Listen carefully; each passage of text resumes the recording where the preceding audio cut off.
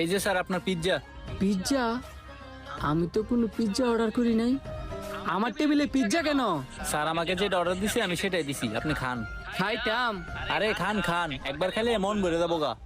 বাবা বাবা, ফ্রিতে এত বড় পিৎজা, এটা আবার আমি না খাইতাম পারি?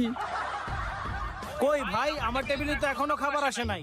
কেউ ভাই, আপনি কি খাবার অর্ডার করছেন? এতক্ষণ লাগতেছে দিতে। আরে একটা পিৎজা অর্ডার করছিলাম, দেখেন না এখনো দিতেছে না। কি পিৎজা? তাইলে কি ভুল করে এই লোকটার পিৎজা আমি খাই লিতেছি? আপনি আবার কি ভাবতেছেন পিৎজার অর্ডার করতে হইন না? কিছু ভাবতাছি না তো। আপনিও পিৎজা অর্ডার করছিলেন, পিৎজা যেহেতু আইতে লেট হইতেছে, আপনি আমার লগে বইয়া খান আইন।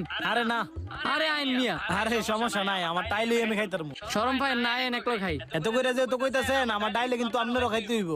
খা মনে আগে বন। পিৎজা যে খাওয়াইতেছেন আপনার নাম ডাও জানলাম না, বাসাটা কই এটাও জানলাম না।